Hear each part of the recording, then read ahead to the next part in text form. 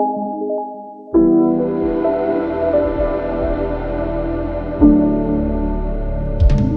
guys, welcome to my YouTube channel again.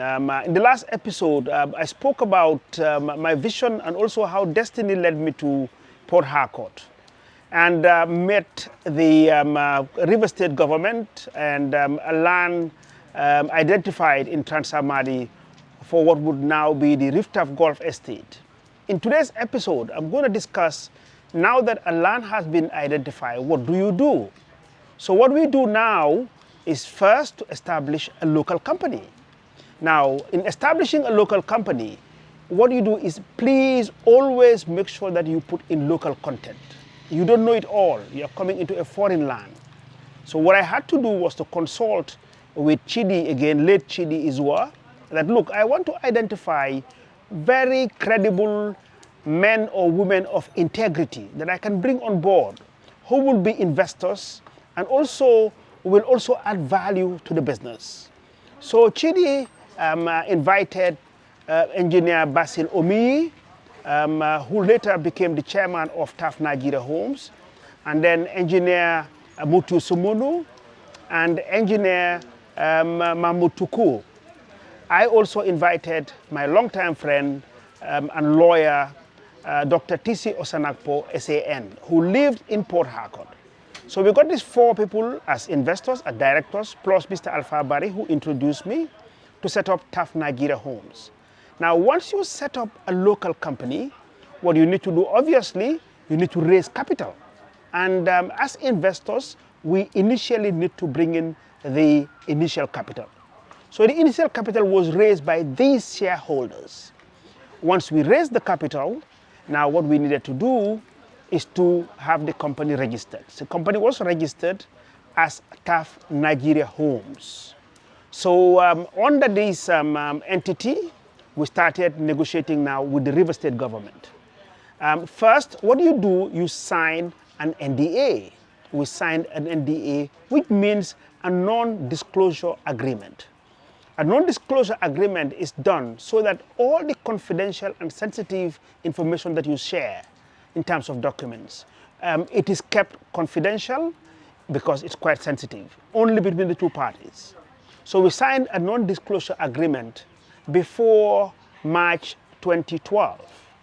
After signing it, then the next thing that we had to do was to hire a local and international consultant who did a market study and a feasibility study. You should remember that all the time, a market study is very important because it's the market study that will determine whether your project is marketable or not, whether the units that you want to build can be sold, whether the price that you want to pitch it at is also affordable. So we did this, we did a market study, and then we did a feasibility study. The feasibility study will also justify whether the project is feasible, whether it's bankable, whether banks will also finance you, because you need them later. So we did this. And always remember that you should use independent consultants. They will come in and also gather as much information as possible and then put the documents together to international standards. So we did the market study and the feasibility study by international or local consultants. Then we hired architects and engineers who were both, again, international and local. So they started doing the design. So the design was done, and in April 2012, we signed an MOU with the River State government. Now, in the MOU stands for a Memorandum of Understanding. So a Memorandum of Understanding was signed, and there will be conditions. The conditions have obligations on both parties. In this case, the parties were the River State government, and on the other hand, the TAF Nigeria Homes. Now, a lesson to learn in this episode is that whenever you go into any new country, try and share your risk. It is our policy at TAF Africa Global that we don't take the risk 100%. So we will take between 65 to 50% of the company, and then the balance of between 45 and 35 is given out to credible local investors. So that's a big lesson to learn here. Never take the risk 100% by yourself. So the risk was shared. We had these gentlemen, who were very credible, men of high profile, and they were ready to share the risk with us. And with them, we established TAF Nigeria Homes. And it was TAF Nigeria Homes that signed an MOU with River State government, which gave birth to the RIVTAF Golf Estate. So this is my takeaway for you.